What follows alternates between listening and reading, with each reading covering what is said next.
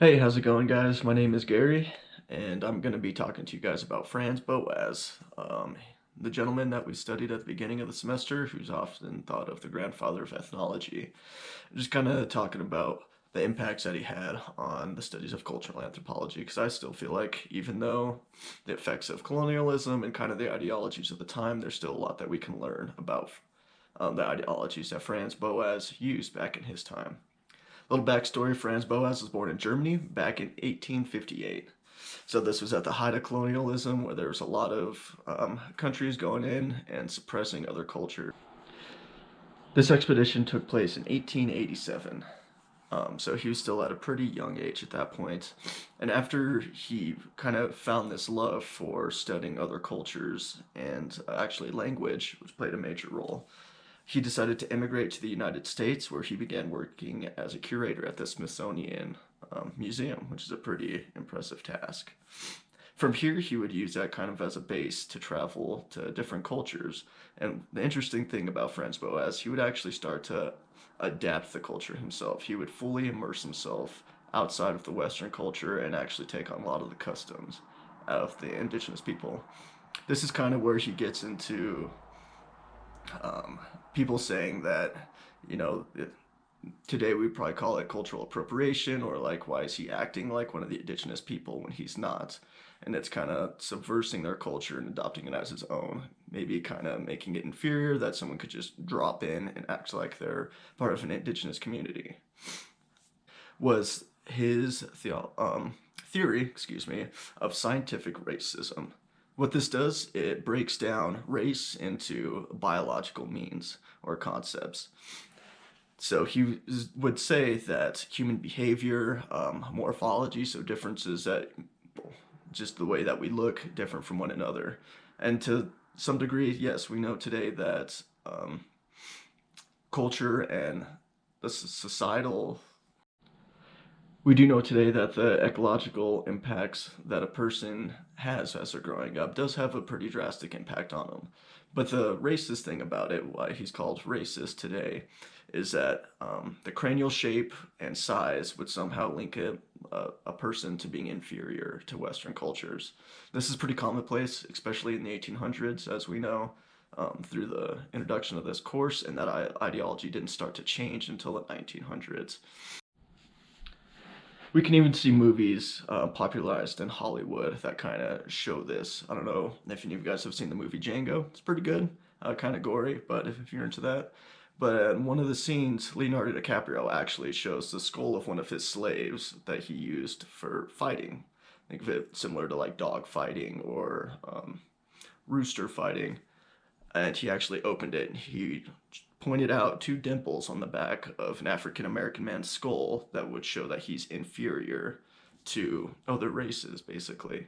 We know today that's completely untrue, but that's something that Franz Boas believed at the time.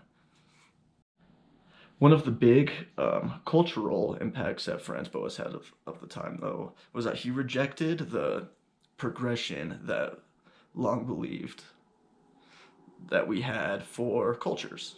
So you'd start out as hunter-gatherer types, you'd move into a chiefdom, and then from there it just become more and more complex. This isn't necessarily true. We see cultures that evolve and change completely different from that model. And he rejected that and said, no, that's not really, it's not a linear path for societal evolution. This is where we get into one of Franz Boas's probably most important introduction to the anthropological community, his theory of cultural relativism. What this means is when you're studying or looking at a different culture from your own, you can't look at it from our perspective as Americans when you go to, say, Africa or South America. You have to adopt a new lens to view these people. Because if you're constantly trying to view someone else and judge them, okay, they do things like this, and we do it like this, and back home we have these massive metropolises and these cities, and these guys, you know, live in smaller agricultural based villages, you're going to become biased. You're going to see your culture and yourself superior to these other people, which is definitely not the case. To better understand this, Franz Boas adopted archaeology and ethnology as well as linguistics to help explain kind of how these different cultures, especially these tribal-based cultures, interacted with the world around them. So for those of you that don't know, most of the cultures and the tribes that live, say in Alaska or northern Canada or in the Pacific Northwest, they don't have a written language. Stories are passed down from generations to generations through speech, through linguistics. This makes it completely opposite of the way many Western cultures practice their history. But it makes it very unique in the way that if those stories and the history doesn't get passed down from one person to another, it can be lost forever. And we're still seeing this to this day. As more and more people are adapting to the Western way of life and moving away from their tribes and their heritages, we're seeing large pieces of history being lost forever from older generations passing away. Now, this is a huge anthropological concern because how can we look and view how a certain group of people act and interact with their environments if they're adopting the Western way of life and leaving the world that they lived for thousands of years, tens of thousands of years behind? From here, Boas was promoted. Now, to showcase these cultures that he discovered and these indigenous populations in northern Canada, in his younger years, Boas actually served as an assistant to an anthropologist named Frederick Ward Putnam. Sorry, I have to read that. Who was a director and curator of the Peabody Museum in Harvard University. So, as he served as the assistant and about 100 other people, they actually set up an exhibit to showcase these cultures from the Pacific Northwest and the northern reaches of Canada to kind of show how they lived in comparison to the Western cultures of the time in Chicago in the 1893 World Fair. So they did this to showcase ethnology and archaeology.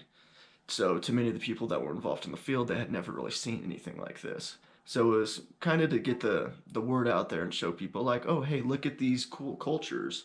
They're kind of like us, but they're not. They still practice these old habits or traditions in their way of life.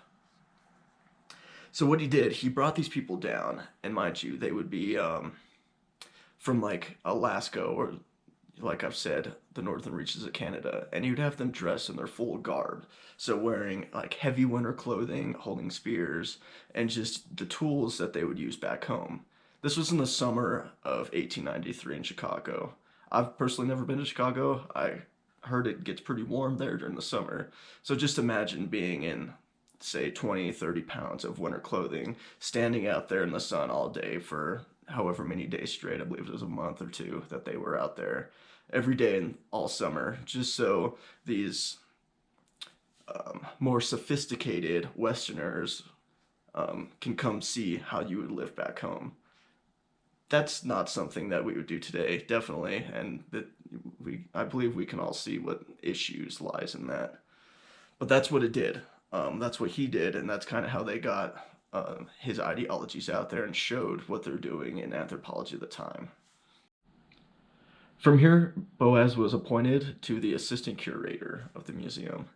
This is where he was able to fund an expedition, a 5-year-long expedition to the Pacific Northwest to begin taking ethnology of these people and further study them.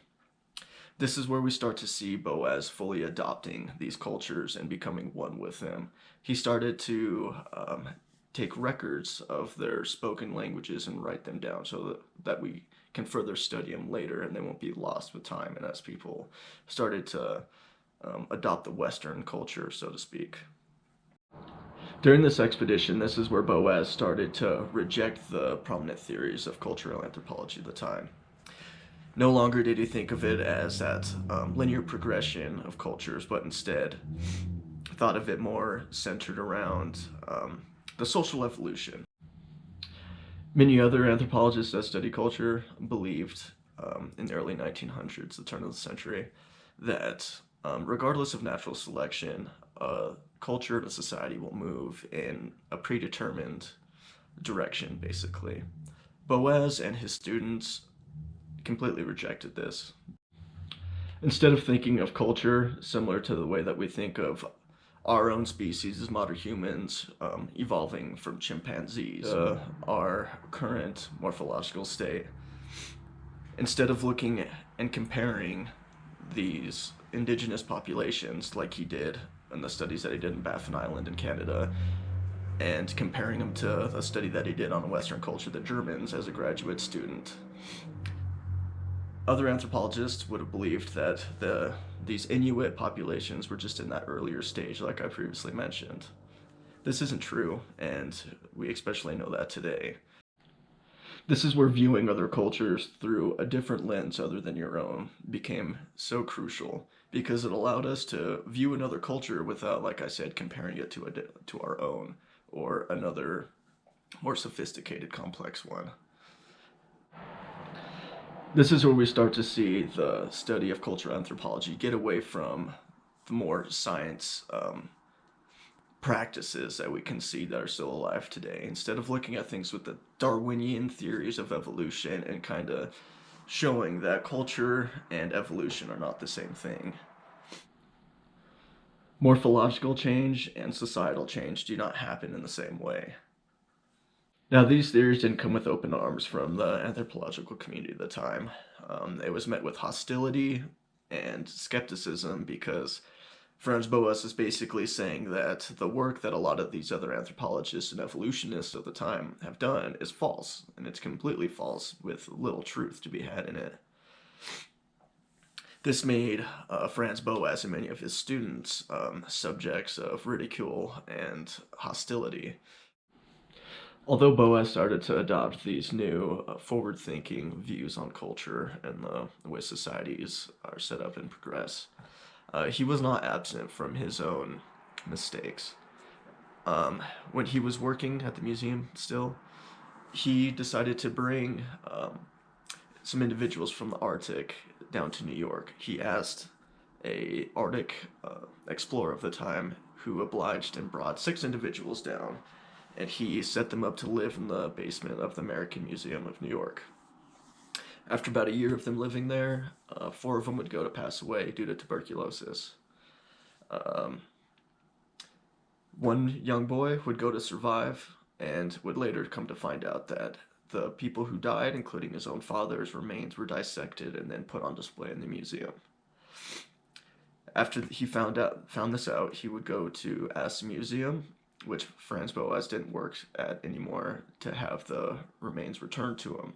But the museum didn't want to do that. They saw these people as not people necessarily, more of something to study. This dehumanizing behavior of other cultures, especially indigenous ones, it was very common of the time, and we still see the repercussions of that to this day.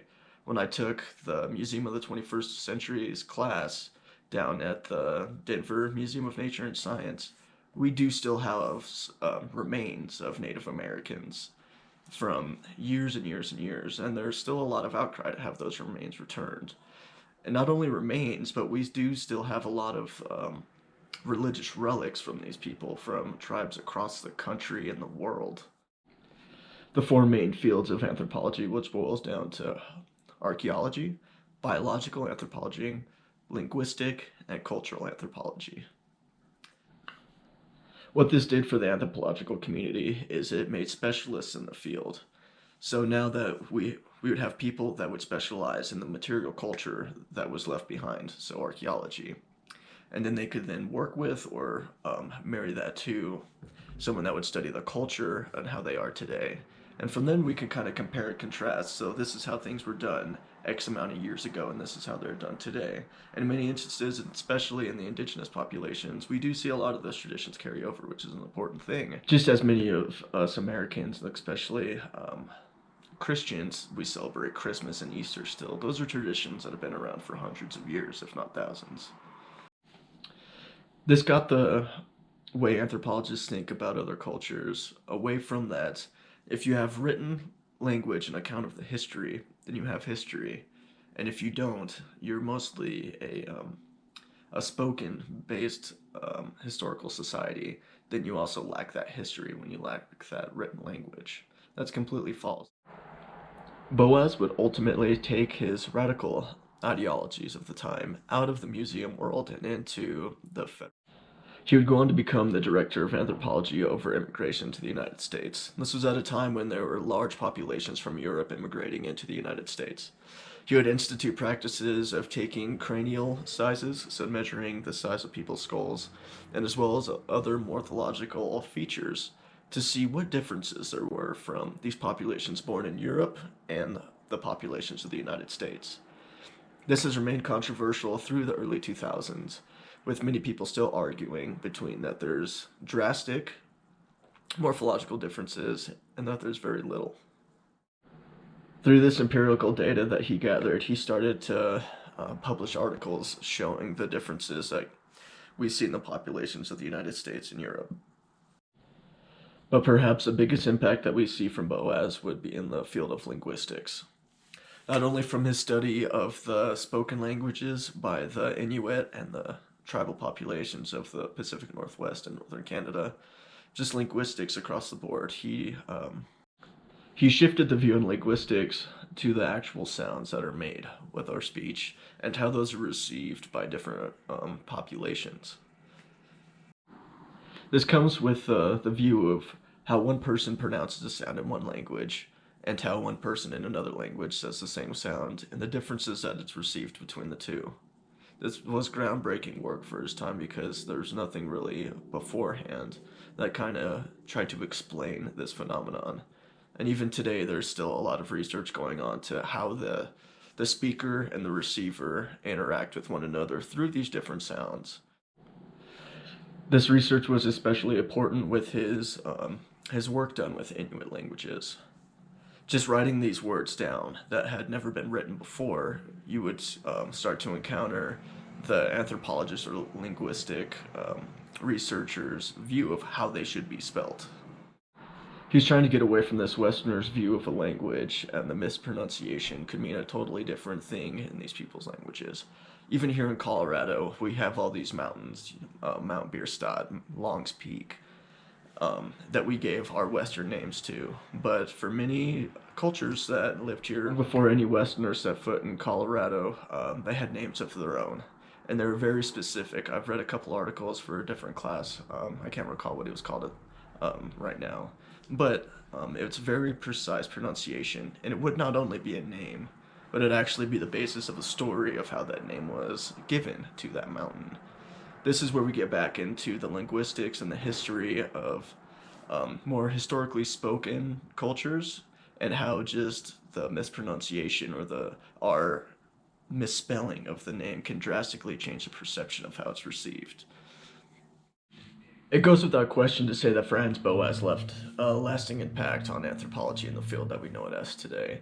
Without the crucial work that he did in ethnography and studying of these cultures from around the world and mostly up in the Pacific Northwest and the Arctic, the field of anthropology would not be the same as it is today. Although his work is shadowed by a lot of negatives that were commonplace of the era that he was in, there's still a lot that we can learn from what he did discover and what he showed us about the ideologies and thinking about people from a different lens. I hope you guys enjoyed my little video and insights into Franz Boas and his ideologies. Thanks for watching, and I look forward to watching your guys' videos.